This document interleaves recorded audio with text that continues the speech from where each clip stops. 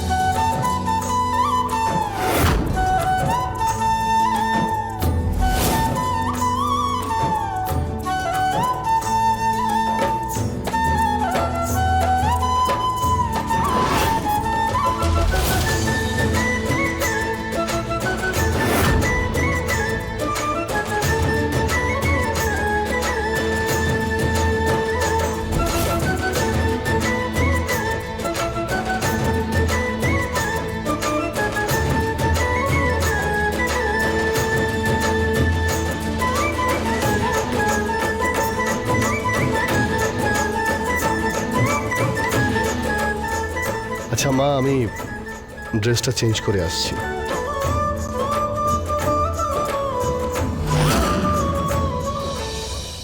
আবির, হ্যাঁ মা বলো। এসব কি হচ্ছে এখানে? নিয়মটা ছিল তোমাকে আর ত্রিশালাকে একসঙ্গে বসতে হবে, সেখানেও তুমি বিধিকে বসালে। বাবা, আমি তো ভাবলাম বিধির চ্যাপ্টার ক্লোজ হয়ে গেছে, তুমি তো শেষই হতে দিচ্ছ না। হচ্ছেটা কি Abir? What is the problem? দেখো মা, আমি জানি আমি ত্রিশালাকে খুব হার্ট করেছি, কিন্তু ওই সময় সিচুয়েশন এমন হলো, হঠাৎ করে সবকিছু হয়ে গেল, আর গায়ত্রী দেবীও চলে এলেন, আর বিধি আমার স্ত্রী হিসেবে সবকিছু সামলেছে। ওনা থাকলে আমার এই ডিলটাই তো ক্যান্সেল হয়ে যেত মা। কিন্তু আবির তুমি দেখো মা, তুমি খুব ভালো করেই জানো যে এই সময় আমাদের টাকার খুবই প্রয়োজন। এই প্রজেক্টে টাকা জলের মতো বেরোচ্ছে। একটা কথা বলবো আবির, আমি তোমার মা। কোনটা ঠিক আর কোনটা ভুল, কোনটা সত্যি কোনটা মিথ্যে, এটা তোমার থেকে ভালো বুঝি।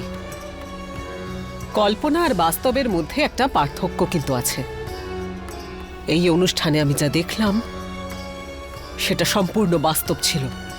বিধির পাশে বসে তুমি সমস্ত নিয়ম পালন করছিলে, আর তোমার মুখে একটা হাসি ছিল। সেটা লোক দেখানো নয় আবির। যে শান্তি তোমার মুখে ছিল সেটা লোক দেখানো নয়, যে খুশি তোমার মনে ছিল সেটা লোক দেখানো নয়। মা তুমি ভুল বুঝছো, ব্যাপারটা সেরকম নয়। সত্যিকে মিথ্যে বললে সেটা মিথ্যে হয়ে যায় না আবির। আমার কাজ ছিল তোমাকে বোঝানো। আমি আগেই তোমাকে বলেছিলাম এই মেয়েটা তোমার জন্য ভুল ছিল, ভুল হয়ে আছে আর ভুল হয়ে থাকবে। তুমি হয়তো ভুলে গেছো, কিন্তু আমি কখনো ভুলবো না। ও আমাকে প্রাণে মেরে ফেলতে চেয়েছিল। তোমাকে বোঝানোটা আমার দায়িত্ব ছিল, সেটা পালন করলাম। বাকিটা এবার তুমি বুঝে নাও। যদি বুঝতে পারো তাতে সবার ভালো হবে।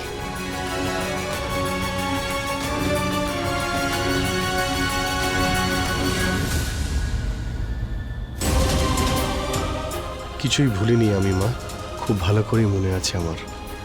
যেই সময় তুমি বিপদে পড়েছিলে, সেই সময় বিপদের হাত থেকে বাঁচানোর জন্য সেই সময় এই মেয়েটাই সাহায্য করেছিল। এটা কি করছেন আপনি?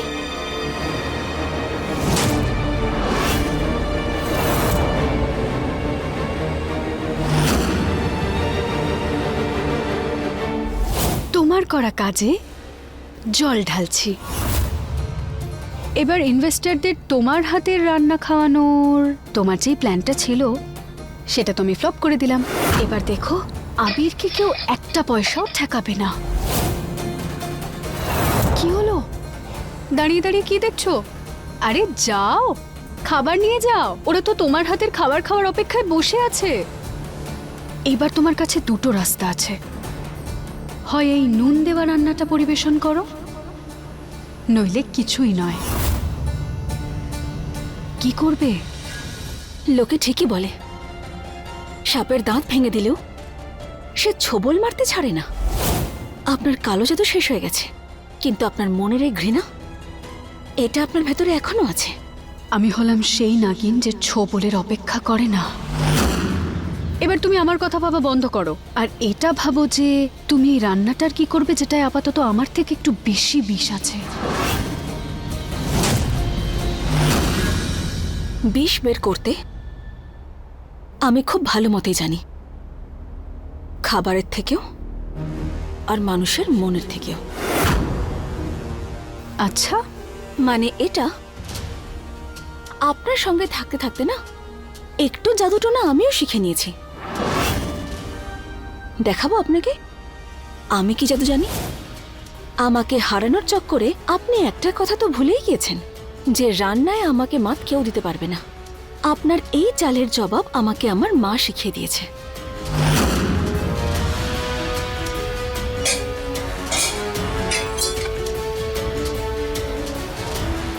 প্রত্যেকবারের মতো এবারেও মা জগদম্বা আমার পাশে আছেন। এই বাকি আলুগুলো আমায় কিভাবে সাহায্য করে এবার দেখুন।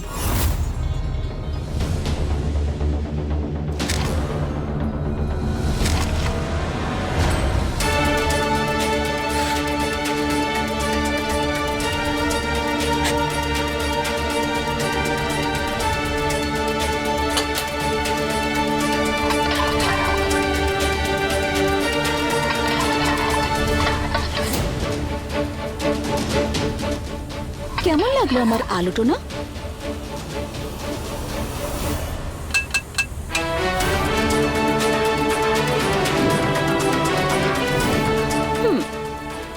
একটু চেখে বলুন তো এর মধ্যে থেকে বিষ গেছে কিনা।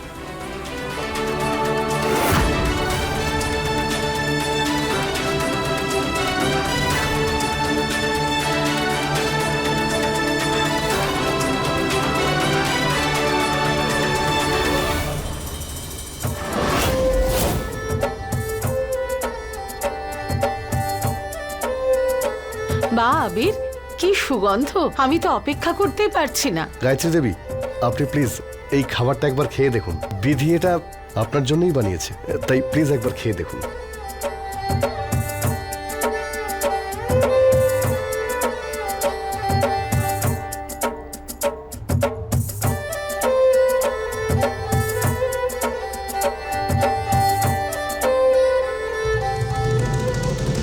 ত্রিশালা, তুমি একটু এদিকে এসো, কিছু কথা আছে।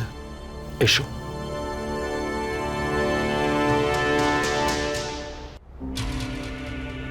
কি হয়েছে ত্রিশালা, কোথায় যাচ্ছিলে তুমি? আজকে তো তোমার বিয়ে, তাই না? তাহলে তো তোমাকে উপোস থাকতে হবে। কি হয়েছে? ও আচ্ছা আচ্ছা, এত সুন্দর সুন্দর খাবার রয়েছে বলে তুমি নিজেকে সামলাতে পারছো না। তুমি বরং একটা কাজ করো, নিজের ঘরে চলে যাও, কারণ তুমি যদি এখানে থাকো তাহলে নিজেকে সামলাতে পারবে না তো। ত্রিশালা, মা কুমার তো ঠিকই বলছে, এই উপোস রাখাটা তোমার জন্য ভীষণ দরকারি। তুমি যাও মা, নিজের ঘরে গিয়ে রেস্ট নাও।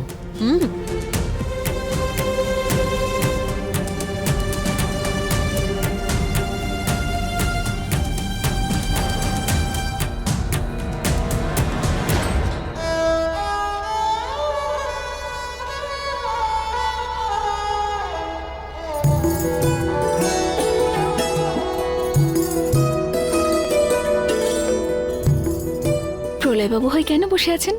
একটু হাসুন সাহেব বাবু। গায়ত্রী দেবী আমাদের দেখছেন। বাহ বিধি, কি সুন্দর খাবার বানিয়েছো। আর এই ডালের আইটেমটার তো সত্যি কোনো জবাবই নেই।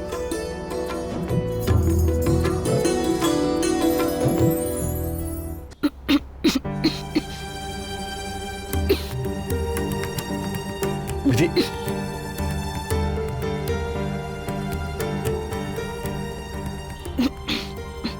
ঠিক আছো?